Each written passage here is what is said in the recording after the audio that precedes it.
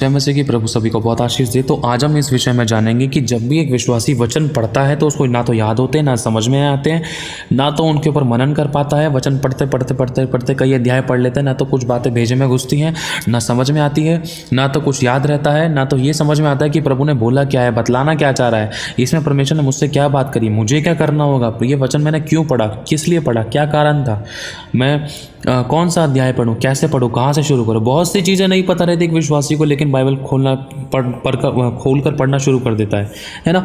पढ़ना चाहिए हमें पवित्र शास्त्र, लेकिन ऐसी हम क्या प्रार्थना करें, कौन सा वचन बोलें, किस तरीके से हम वचन बाइबल पढ़ते समय उसमें उसकी गहराई में जा सके, ऐसा क्या तरीका है।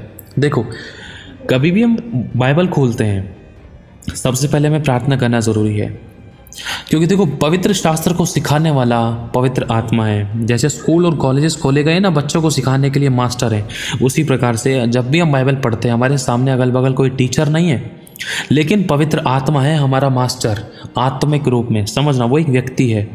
तो अगर हम जब भी बाइबल खोल रहे हैं तो तुरंत हम ये प्रार्थना करें, हे पवित्र आत्मा आप मुझे सिखाएं, आपके द्वारा मुझे सीखना है, आप मेरी अगुवाई करें, जहाँ से आप चाहते हैं वहाँ से मैं पढूं, जो आप चाहते हैं वो मैं समझूं, जो आप चाहते हो वो मैं सुनूं, जो आप चाहते हो वो मैं देखूं, और जो भी मैं पढूं मुझे याद रहे, मुझे स्मरण कराएं। और प्रभु आप इस वचन के द्वारा मुझसे बात करें। मुझे कुछ नहीं आता, मैं अपने आप से कुछ नहीं कर सकता, मैं अपने आप को नम्र, शून्य और दीन करता हूँ। पवित्र आत्मा जी आप मुझे पढ़ाएं, मुझे शिक्षा दीजिए, मुझे समझाइए, और जब मैं बाइबल पढ़ूँ तो तेरा वचन मुझसे बात करे और मुझे अपने वचनों से भरना। और जब जैसे आप जिस तरीके से जहाँ भी जैसे आप चाहते हो मुझे इस्तेमाल करें, और मुझे तेरे वचन, तेरी बातें, तेरी महिमा की बातें मुझे याद दिलाना। और प्रभु जी मैं भूल लेना पाऊँ, आप मेरे मालिक हो, आप मेरे मास्टर हो, आप मेरे शिक्षक हो, आप मेरे समझाने वाले प्रभु हो, आप मेरे अध्यापक हो, आप मुझे सिखाएं, जहाँ से आप चाहते हैं वहाँ से मैं पढूं। और प्रभु जब मैं पढूं तो मुझे इसकी गहराई में लेके चलना है, इसका अर्थ, इसकी गहराई और इसका मतलब मुझे समझाना, सिखाना, मुझे अनुग्रह देना, मेरी बुद्धि को खोल दो ताकि मैं सीख सकूं, मेरे विचारों और समझ पर आपका नियंत्रण हो। पवित्र आत्मा जी आप मुझे सिखाएं। इस तरीके से हम प्रार्थना करनी चाहिए जब कभी भी हम बाइबल पढ़ रहे हैं। तो छोटी सी प्रार्थना, चाहे 1 मिनट की करो आप, लेकिन प्रभु जो आपको पढ़ाने वाला है, जिसने पवित्र शास्त्र अपने चेलों के ऊपर प्रकट करके रचा है, उस मास्टर का हमें स्वागत करना चाहिए, उससे हमें मदद मांगनी चाहिए, उसकी हेल्प मांगनी चाहिए, और उसी की हुजूरी में हमें पढ़ना चाहिए, तब हमें समझ में आएगा।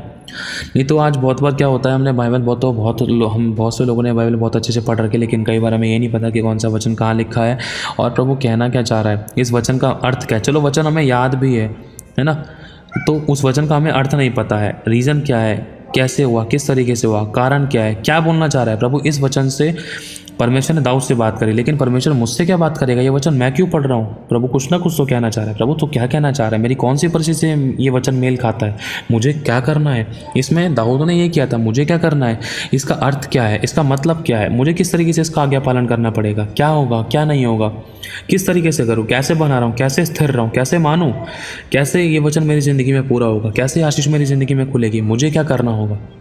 प्रभु से बोलना है आपको, तब प्रभु आपको समझाएगा, सिखाएगा। अगर आपके अंदर भूख और प्यास है तो वो गहराई में लेकर जाएगा।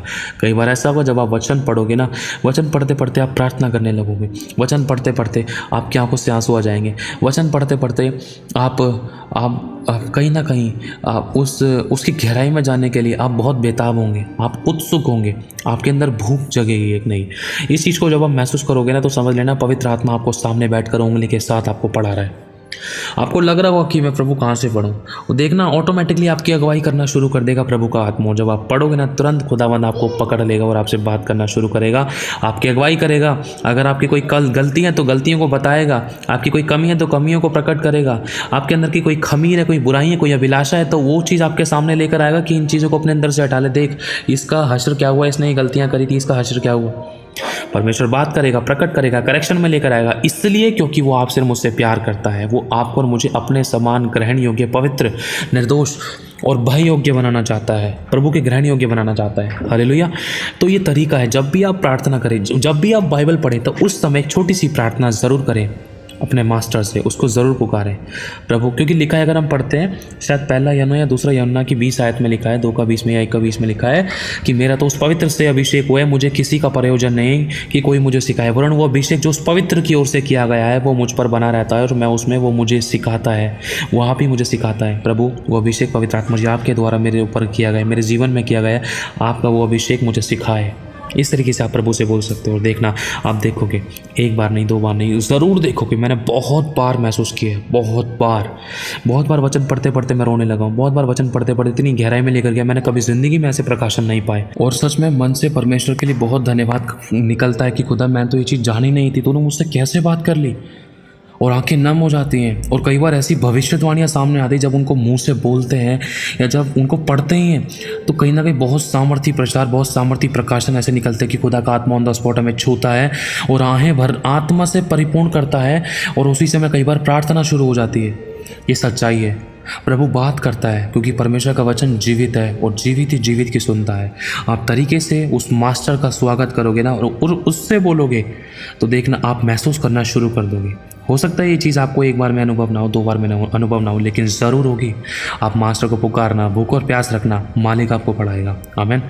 प्रभु आशीष आप सभी को जय मसीह की।